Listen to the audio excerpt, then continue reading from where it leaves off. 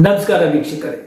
Karnataka examination ಅಥಾರಿಟಿಯಿಂದ ಈ ಕರ್ನಾಟಕ ಸಿಟಿಯ first round ನ ವೇಳಾಪಟ್ಟಿ ಬಿಡುಗಡೆ ಮಾಡಲಾಗಿದೆ ಮತ್ತು ಸೀಟ್ ಮ್ಯಾಟ್ರಿಕ್ಸ್ ಬಿಡಲಾಗಿರುವಂತದ್ದು ಈ ಒಂದು KCT ಅಂದ್ರೆ ಇಂಜಿನಿಯರಿಂಗ್ ಮಾತ್ರ ಉಳಿದಿತ್ತು.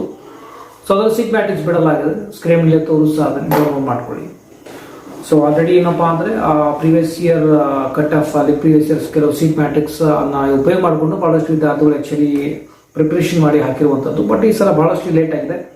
ಅವ್ರು ಹೇಳಿರುವ ಹಾಗೆ seat matrix issued by the government on 12th November ಅಂತ ಇದೆ. ಸೊ ಅದೇ ಕಾರಣದಿಂದ ಆಕ್ಚುಲಿ ಬಹಳಷ್ಟು ಲೇಟ್ ಆಗ್ತಾ ಇತ್ತು ಅನ್ಕೋತಾ ಇದ್ದೀನಿ. ಆಕ್ಚುಲಿ ಇದನ್ನು ಡ್ರ್ಯಾಗ್ ಮಾಡ್ತಾ ಇದ್ದಾರೆ ಡೇ ಬೈ ಡೇ. ಸೊ ಒಟ್ಟಲ್ಲಿ ಈ ಮಂತ್ ಪೂರ್ತಿ ಎಂಡ್ ವರೆಗೂ ಏನಪ್ಪಾ ಅಂದ್ರೆ ಒಂದು ಕೌನ್ಸಿಲಿಂಗ್ ಪ್ರಕ್ರಿಯೆ ನಡೀತಾ ಅನ್ಕೊಳ್ಳಿ, ಅಂದ್ರೆ ಅಡ್ಮಿಷನ್ ಪ್ರಕ್ರಿಯೆವರೆಗೂ ಹೇಳ್ತಾ ಇದ್ದೀನಿ. ಸೊ ಈಗ ಈ ಒಂದು Mach allotment process as per the schedule ಹೇಳ್ಬೇಕಂದ್ರೆ 18 November ಅಂತ ಬಿಡಲಾಗುತ್ತೆ. ಸೊ 4 ಗಂಟೆ ಆದ ನಂತರ ಸೊ ಅದೇ ದಿನ ನಿಮಗೇನಪ್ಪಾ ಅಂದ್ರೆ ಮಾಕ್ ಅಲಾಟ್ಮೆಂಟ್ ಬಂದ ನಂತರ ನಿಮಗೆ ಯೂಸಲಿ ಅವರು ಒಂದು ಕಟ್ ಆಫ್ ಸೀಟ್ ಮ್ಯಾಟ್ರಿಕ್ಸ್ ಬಿಡ್ತಾರೆ. ಅದರಿಂದ ನಿಮ್ಗೆಲ್ಲರಿಗೂ ಒಂದು ಐಡಿಯಾ ಬರುತ್ತೆ. ನಿಮ್ಗೊಂದು ಎಕ್ಸಾಂಪಲ್ 15,000 ರ್ಯಾಂಕಿಂಗ್ ಇದೆ ಅನ್ಕೊಳ್ಳಿ. 15,000ಕ್ಕಿಂತನೂ ಒಂದ್ ವೇಳೆ ನಿಮ್ಮ ಯಾರು ಬೇರೆ 16,000 17,000 ರ್ಯಾಂಕಿಂಗ್ ಇದ್ರೆ ಅವ್ರಿಗೆ ಒಂದು ವೇಳೆ ಒಳ್ಳೆ ಕಾಲೇಜ್ ಒಳ್ಳೆ ಕೋರ್ಸು ಈ ರೀತಿ ಸಿಗುವಾಗಿದ್ರೆ ನೀವು ಅದನ್ನ ಅನಲೈಸ್ ಮಾಡ್ಬೋದು. ನಿಮ್ಮ ಹತ್ರ ಸೀಟ್ ಮ್ಯಾಟ್ರಿಕ್ಸ್ ಬರುತ್ತೆ. ಸೊ ಅದನ್ನು ನೋಡಿ ಅದ್ರ ತಕ್ಕಾಗಿ ನೀವು ಪ್ರಯಾರಿಟಿನ ಬದಲಾಯಿಸಬಹುದು, ಡಿಲೀಟ್ ಮಾಡ್ಬೋದು, ಆಡ್ ಮಾಡ್ಬೋದು. ಅಲ್ಲಿ ಒಂದು ಕೊನೆ ಅವಕಾಶ ಬರುತ್ತೆ. ಓಕೆ, ಅದಕ್ಕೆ ನೋಡಿ ಈ ಒಂದು ಮಾಕ್ ಅಲಾಟ್ಮೆಂಟ್ ಪ್ರಕ್ರಿಯೆ ಏನು ನೀಡಿರ್ತಾರೋ ನಿಮಗೆ ಮಾಕ್ ಅಲಾಟ್ಮೆಂಟ್ ಆದ ನಂತರ ಏನೋ ಒಂದು ಪ್ರಕ್ರಿಯೆ ನಿಮಗೆ ನೀಡಿರ್ತಾರೋ ಅದರ ಆಪ್ಷನ್ ಏನಾದ್ರು ಬದಲಾವಣೆ ಮಾಡೋದಕ್ಕಾಗಿ 18ರಿಂದ 20 November ವರೆಗೆ ಸಮಯಾವಕಾಶ ಬರುತ್ತೆ. ಸಾಯಂಕಾಲ 4 ಗಂಟೆವರೆಗೂ ಏನ್ ಬೇಕಾದ್ರಲ್ಲಿ ಚೇಂಜಸ್ನ ಮಾಡ್ಕೊಳ್ಬಹುದು. ಸೊ ಅದಾದ ನಂತರ ನಿಮಗೆ ಒಂದು ರಿಯಲ್ ಅಲಾಟ್ಮೆಂಟ್ ಆಗುತ್ತೆ. ಅದು ಫೈನಲ್. ಮಾಕ್ ಅಲಾಟ್ಮೆಂಟ್ ರಿಯಲ್ ಇರೋದಿಲ್ಲ. ಮತ್ತೆ ಮಾಕ್ ಅಲಾಟ್ಮೆಂಟ್ ಅಲ್ಲಿ ಸಿಕ್ಕಿರುವಂತಹ ಸೀಟೇ ಫೈನಲ್ ಅಲ್ಲಿ ಸಿಗುತ್ತೆ ಅಂತ ಭರವಸೆ ಇರೋದಿಲ್ಲ. ಯಾಕಂದ್ರೆ ನಿಮ್ಮ ಪ್ರಯಾರಿಟಿ, ನಿಮ್ಮ ಒಂದು ಕಾಂಪಿಟೇಟರ್ಸ್ ಪ್ರಯಾರಿಟಿ ಬದಲಾವಣೆ ಮಾಡೋದ್ರಿಂದ ಸಿಕ್ಕಿರುವಂತಹ ಸೀಟ್ ಸಿಗ್ಬೋದು ಅಥವಾ ಬೇರೆ ಒಂದು ಕಾಲೇಜಿಗೆ ಸೀಟ್ ಸಿಗ್ಬೋದು. ನೀವು ಪ್ರಯಾರಿಟಿ ಕೊಟ್ಟಿರುವಾಗೂ ಸಿಗ್ಬೋದು. ಓಕೆ, ಸೊ ಮತ್ತೆ ರಿಸಲ್ಟ್ ಫೈನಲ್ ಯಾವಾಗ ಬಿಡ್ತಪ್ಪ ಅಂದ್ರೆ 23 November ನಿಮಗೆ ಮಾರ್ನಿಂಗ್ 11 ಗಂಟೆ ಆದ ನಂತರ ಬಿಡುತ್ತೆ ಅಂತ ಹೇಳ್ತಾರೆ. ಯೂಸಲಿ ಹೆಚ್ಚು ಕಮ್ಮಿ ಆಗುತ್ತೆ. ಈಗ ಹೇಳ್ತಾ ಇದೀನಿ, ಬಿಫೋರ್ ನಿಮ್ಗೆ ಹೇಳ್ತಾ ಇದೀನಿ. ಯೂಸಲಿ ಟೈಮ್ ಮ್ಯಾನೇಜ್ ಆಗೋದಿಲ್ಲ, ಹೆಚ್ಚು ಕಡಿಮೆ ಯೂಸಲಿ ಸಮಯ ಆಗುತ್ತೆ. ಸೊ ಫೈನಲ್ ರಿಸಲ್ಟ್ ಆದ ನಂತರ ನಿಮಗೆ ನಿಮ್ಮ ಮೇಲೆ ಬಿಟ್ಟಿರುವಂಥದ್ದು ನಿಮಗೆ ಕಾಲೇಜ್ ಸಿಕ್ಕಿದೆ ಅನ್ಕೊಳ್ಳಿ. ಅಡ್ಮಿಷನ್ ತೆಗೆದುಕೊಳ್ಬೇಕಾ? ಒಳ್ಳೆ ಕಾಲೇಜ್ ಸಿಕ್ಕಿದೆ, ಅಡ್ಮಿಷನ್ ಮಾಡ್ಕೊಂಡು ಬಿಡ್ತೀನಿ ಅಂತ ನಂಗಿದ್ರೆ ಚಾಯ್ಸ್ 1 ಮಾಡಬೇಕಾಗುತ್ತೆ. ಅಡ್ಮಿಷನ್ ಮಾಡೋದಕ್ಕಾಗಿ ಚಾಯ್ಸ್ 1 ಮಾಡಿದಾಗ ನಿಮಗೆ ಒಂದು ಇಲ್ಲಿ ಆಪ್ಷನ್ ಬರುತ್ತೆ. ಅಂದರೆ ಈ ಒಂದು ಚಾಯ್ಸ್ ಪ್ರಕ್ರಿಯೆ ಆದ ನಂತರ ನಿಮಗೆ ಯೂಸಲಿ ನೀವು ಒಂದು ಪೇಮೆಂಟ್ ಮಾಡೋದಕ್ಕೆ ಒಂದು ಲಿಂಕ್ ಬರುತ್ತೆ. ಪೇಮೆಂಟ್ ಮಾಡಬೇಕಾಗುತ್ತೆ. ಕ್ಲಿಕ್ ಮಾಡಬೇಕು, ಚಾಲೆಂಜ್ ಜನರೇಟ್ ಮಾಡ್ಕೊಳ್ಬೇಕಾಗತ್ತೆ. ಬ್ಯಾಂಕ್ ವಿಸಿಟ್ ಮಾಡಿ ನೀವೇನಪ್ಪಾ ಅಂದರೆ ಪೇಮೆಂಟ್ ಮಾಡಬೇಕು. ಪೇಮೆಂಟ್ ಆದ ನಂತರ 1 ಅಥವಾ 2 ತಾಸುಗಳ ನಂತರ ಮತ್ತೆ ನೀವು ಲಾಗಿನ್ ಮಾಡಿ ಅಡ್ಮಿಷನ್ ಆರ್ಡರ್ ಬರುತ್ತೆ.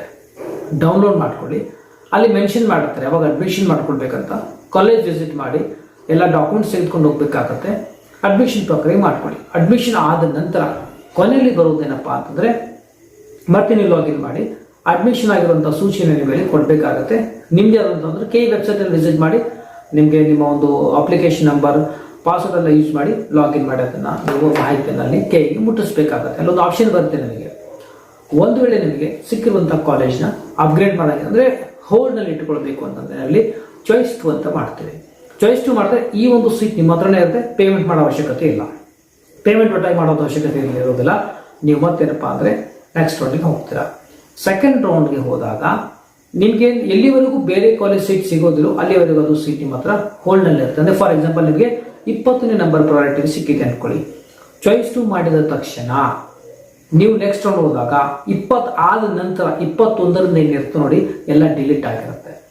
1ರಿಂದ 20 ಏನಂತ ಕಾಲೇಜುಗಳು ಸಿಕ್ಕಿರ್ತವೆ. ಅಲ್ಲಿ ನೀವು ಪ್ರಯಾರಿಟಿ ಬದಲಾಯಿಸಬಹುದು, ಮೇಲೆ ಕೆಳಗೆ ಮಾಡಬಹುದು, ಬೇಡದಿರುವಂತಹ ಕಾಲೇಜ್ನ ಡಿಲೀಟ್ ಮಾಡಬಹುದು. ಓಕೆ, 20ಕ್ಕಿಂತ ಮೇಲೆ ಯಾವುದಾದ್ರೂ ಒಂದು ಕಾಲೇಜ್ ಒಂದು ಅಲೌಟ್ ಆದ್ರೆ 20ನೇ ಕಾಲೇಜ್ ಏನಪ್ಪಾ ಅಂದ್ರೆ ಆಟೋಮೆಟಿಕ್ಲಿ ಬೇರೆಯವರಿಗೆ ಅಲೌಟ್ ಆಗುತ್ತೆ. ನಿಮಗೆ ಮೇಲೆ ಯಾವ ಸೀಟ್ ಸಿಕ್ಕಿರುತ್ತೋ ಅದಕ್ಕೆ ಮತ್ತೆ ಅಡ್ಮಿಷನ್ ಬೇಕಾದ್ರೆ ಮಾಡ್ಕೊಳ್ಬಹುದು. ಓಕೆ, ಇದು ಅಪ್ಡೇಟ್ ಏನೇ ಇರಲಿ ನಾನು ಹೇಳ್ತಾ ಇರ್ತೇನೆ, ಕನ್ಫ್ಯೂಸ್ ಆಗೋದು ಬೇಡ. ಚಾಯ್ಸ್ 2 ಸಿಕ್ಕಿರುವಂತಹ ಸೀಟ್ ಇರ್ಲಪ್ಪ, ನಾನು ಇನ್ನೂಕ್ಕಿಂತ ಬೆಟರ್ ಕಾಲೇಜ್ನ ಟ್ರೈ ಮಾಡ್ತೇನೆ, ಸಿಗದೆ ಇದ್ರೆ ಇದೇ ಕಾಲೇಜಿಗೆ ಟ್ರೈ ಮಾಡ್ತೀನಿ ಅಂತ ಅರ್ಥ. ಅದು ಚಾಯ್ಸ್ 2 ಅಂತ ಕರಿತೀವಿ. ಆಮೇಲೆ ಚಾಯ್ಸ್ 3 ಬಗ್ಗೆ ಹೇಳಬೇಕು ಅಂದ್ರೆ ನಿಮಗೆ ಸಿಕ್ಕಿರುವಂತ ಕಾಲೇಜ್ ಚೆನ್ನಾಗಿಲ್ಲ, ಯಾರು ರಾಂಗ್ ಇನ್ಫಾರ್ಮೇಶನ್ ಕೊಟ್ಟಿರ್ತಾರೆ ಅಥವಾ ತಿಳಿದೇ ನೀವು ಒಂದು ಕಾಲೇಜ್ ಹಾಕಿರ್ತೀರ, ಅದೇ ಕಾಲೇಜ್ ಅಲೌಟ್ ಆಗಿರುತ್ತೆ. ಆ ಕಾಲೇಜ್ ಒಟ್ಟಾಗಿ ನಿಮಗೆ ಇಷ್ಟ ಅಲ್ಲ. ಆ ಸಂದರ್ಭದಲ್ಲಿ ಚಾಯ್ಸ್ 3 ಮಾಡಿದಾಗ ನಿಮಗೆ ಸಿಕ್ಕಿರುವಂತಹ ಕಾಲೇಜ್ ಮಾತ್ರ ಡಿಲೀಟ್ ಆಗುತ್ತೆ. ಒಂದು ಎಕ್ಸಾಂಪಲ್ 200 ಆಪ್ಷನ್ ಹಾಕಿದ್ರೆ ಅನ್ಕೊಳ್ಳಿ, ನಿಮಗೆ 150ನೇ ಆಪ್ಷನ್ ಅಲೌಟ್ ಆಗಿದೆ, ನಿಮ್ಗೆ ಇಷ್ಟ ಇಲ್ಲ. ಅದನ್ನ ನಿಮಗೆ ಚಾಯ್ಸ್ 3 ಮಾಡಿದಾಗ 150ನೇ ಆಪ್ಷನ್ ಡಿಲೀಟ್ ಆಗುತ್ತೆ. ನೆಕ್ಸ್ಟ್ ರೌಂಡಿಗೆ ಹೋದಾಗ ಉಳಿದ ಎಲ್ಲ ಆಪ್ಷನ್ಸ್ಗಳು 1 to almost 200 ಒಂದು ಹೋಯ್ತಪ್ಪ ಅಂದ್ರೆ 199 ಸೀಟ್ಗಳು ಇರ್ತವೆ, ಅಂದ್ರೆ ಆಪ್ಷನ್ಸ್ ಇರ್ತವೆ.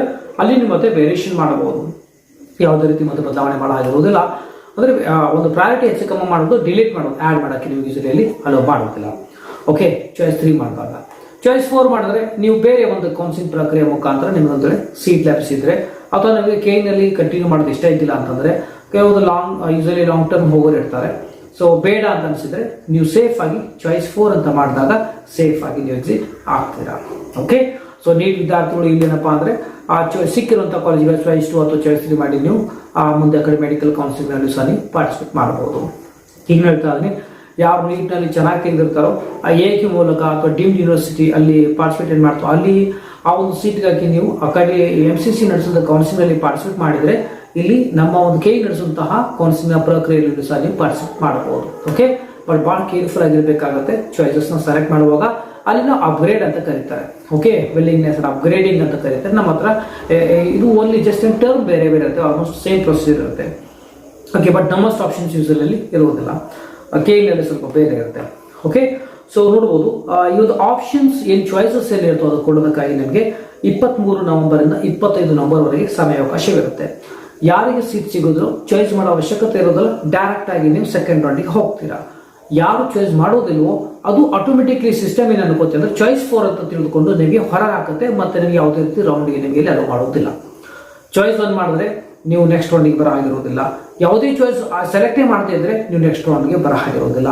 ಓಕೆ, ಮತ್ತೆ ನಿಮಗೆ ಅಪ್ಡೇಟ್ ನೀಡ್ತಾ ಇರ್ತೀನಿ ಅವಾಗಲೂ ಸಹ. ಸೊ ಅದಾದ ನಂತರ ಯಾರು ಚಾಯ್ಸ್ 1 ಮಾಡಿರ್ತಾರೋ ಆ ವಿದ್ಯಾರ್ಥಿಗಳು 24 ನವೆಂಬರ್ನಿಂದ 27 ನವೆಂಬರ್ವರೆಗೆ ಸಮಯಾವಕಾಶ ಇರುತ್ತೆ, ಶುಲ್ಕ ಪಾವತಿ ಮಾಡಿ ಅಂದ್ರೆ ಪೇಮೆಂಟ್ ಮಾಡಬೇಕಾಗುತ್ತೆ. ಸೊ ಅದಾದ ನಂತರ ಈ ಯಾರು ಚಾಯ್ಸ್ 1 ಮಾಡಿರ್ತಾರೋ ಆ ವಿದ್ಯಾರ್ಥಿಗಳಿಗೆ 29 ನವೆಂಬರ್ ಅಂತ ಇದೆ ಕೊನೆ ದಿನಾಂಕ ನೀವು ಅಡ್ಮಿಷನ್ ಮಾಡ್ಕೊಳ್ಳೋದಕ್ಕಾಗಿ. ಅಡ್ಮಿಷನ್ ಡೌನ್ಲೋಡ್ ಮಾಡ್ಕೊಂಡಾಗ ಆ ಒಂದು ಅಡ್ಮಿಷನ್ ಆರ್ಡರ್ ಅಂತ ಕರಿತೀವಿ, ಅದರಲ್ಲೂ ಸಹ ಡೇಟ್ ಮೆನ್ಷನ್ ಆಗಿರುತ್ತೆ. ಅದನುಗುಣವಾಗಿ ಬೇಗನೆ ಹೋಗಿ ನಮಗೆ ಕಾಲೇಜ್ಗೆ ಹೋಗಿ ಅಡ್ಮಿಷನ್ ಮಾಡ್ಕೊಳ್ಬೇಕಾಗುತ್ತೆ. ಓಕೆ, ಸೊ ಇದು ಆಗಿತ್ತು ಇಲ್ಲಿವರೆಗಿನ ಅಪ್ಡೇಟ್. ಈ ವಿಡಿಯೋದಲ್ಲಿ ನಿಮಗೆ ಚಾಯ್ಸ್ 1 ಇಂದ ಚಾಯ್ಸ್ 4 ಬಗ್ಗೆ ಮಾಹಿತಿ ಗೊತ್ತಾಯ್ತು ಅನ್ಕೋತಾ ಇದ್ದೀನಿ. ಈಗ ಎಲ್ಲರೂ ಫೋಕಸ್ ಏನಪ್ಪಾ ಅಂದ್ರೆ ಮಾಕ್ ಅಲಾಟ್ಮೆಂಟ್ ಕಟ್ ಆಫ್ ಮೇಲೆ ಇರಬೇಕಾಗುತ್ತೆ, ಅಲ್ಲಿ ಬದಲಾವಣೆ ಮಾಡ್ಕೊಳ್ಳಿ as per the cut off. Okay, so ಯಾರಿಗೆ ಸಿಕ್ಕಿಲ್ಲ ಅಂದ್ರೆ ಆಸ್ ಪರ್ ದ ಏನಪ್ಪಾ ಅಂದ್ರೆ ಈ ಫಸ್ಟ್ ಆಫ್ ಆಲ್ KCET ನಡೀತಾ ಇದ್ರೆ ನೋಡ್ಕೊಂಡು ಬಹಳಷ್ಟು ವಿದ್ಯಾರ್ಥಿಗಳು ಸಿಗೋದಿಲ್ಲ, ಮುದ್ದೆ ಹೇಳ್ತಾ ಇದ್ದಾರೆ. ಸೊ ನಿಮ್ಗೆ ಬೇಕಾಗಿರುವಂಥ ಸೀಟ್ ಸಿಗೋದಿಲ್ಲ, ನಿಮಗೆ ಸೆಕೆಂಡ್ ಎಕ್ಸ್ಟೆಂಡೆಡ್ ರೌಂಡ್ವರೆಗೂ ನೀವು ಟ್ರೈ ಮಾಡಬೇಕಾಗುತ್ತೆ. ಒಳ್ಳೆ ಕಾಲೇಜ್ ಬೇಕಾಗಿತ್ತಂದ್ರೆ, ಮತ್ತೆ ಕೆಲವರಿಗೆ ಕಾಲೇಜ್ ಸಿಕ್ಕಿರೋದಿಲ್ಲ, ನೀವು ಸೆಕೆಂಡ್ ಎಕ್ಸ್ಟೆಂಡೆಡ್ ರೌಂಡ್ವರೆಗೂ ಟ್ರೈ ಮಾಡಬೇಕಾಗುತ್ತೆ. ಅಲ್ಲಿಯೂ ಸಿಗದೆ ಇದ್ರೆ ವರಿಬೇಡ, ಮಾಪ್ ಅಪ್ ರೌಂಡ್ ಇರುತ್ತೆ, ಇದು ಬಹಳ ಲಾಂಗ್ ಜರ್ನಿ ಇರುವಂಥದ್ದು. ಸ್ವಲ್ಪ ಪೇಷನ್ಸ್ ಇದ್ರೆ ಡೆಫಿನೆಟ್ಲಿ ನಿಮಗೆ ಸಿಗುತ್ತೆ, ಸ್ವಲ್ಪ ಪೇಷನ್ಸ್ ಬೇಕಾಗುತ್ತೆ. ಈಗ ಹೇಳ್ತಾ ಇದ್ದೀನಿ, ಗಡ್ಬಡ್ ಮಾಡಬೇಡಿ. ಓಕೆ, ಸೊ ನಾನು ನಿಮಗೆ ಕಂಪ್ಲೀಟ್ ಆಗಿ step by step whole information share ಮಾಡ್ತಾ ಇರ್ತೇನೆ. ಇದು ಟೋಟಲಿ ಫ್ರೀ ಆಗಿರುತ್ತೆ ಯೂಟ್ಯೂಬಲ್ಲಿ. ಯಾರಿಗೆ ನೀಟ್ ಗೈಡೆನ್ಸ್ ಆಗಲಿ KCET ಗೈಡೆನ್ಸ್ ಒಂದರ ಅವಶ್ಯಕತೆ ಇತ್ತು ಅಂದ್ರೆ ಡಿಸ್ಕಷನ್ ಮಾಡೋದಿತ್ತು ಅಂದ್ರೆ ಮಾತ್ರ ನಾನು ತೋರಿಸಿರೋದು ನಂಬರ್ಗೆ ವಾಟ್ಸ್ಆಪ್ ಮಾಡ್ಕೊಂಡು, ಉಳಿದಿದ್ದೆಲ್ಲ ಇನ್ಫಾರ್ಮೇಶನ್ ಮ್ಯಾಕ್ಸಿಮಮ್ ಯೂಟ್ಯೂಬ್ನಲ್ಲಿ ಫ್ರೀ ಆಗಿರುತ್ತೆ. Okay, fine. ಸೊ ಈ ವಿಡಿಯೋದಲ್ಲಿ ಇಷ್ಟೇ, ಇದೇ ರೀತಿ ಮಾಹಿತಿ ನೀಡ್ತಾ ಇರ್ತೀನಿ. ಈ ಇನ್ಫಾರ್ಮೇಶನ್ ಚೆನ್ನಾಗಿ ಅನಿಸಿತು ಅಂದ್ರೆ ಲೈಕ್ ಮಾಡಿ, ಮ್ಯಾಕ್ಸಿಮಮ್ ಜೊತೆಗೆ ಶೇರ್ ಮಾಡಿ. ಮತ್ತಷ್ಟು ನಮ್ಮ ಮುಂದಿನ ವಿಡಿಯೋದಲ್ಲಿ. ಟೇಕ್ ಕೇರ್, ಬಾಯ್.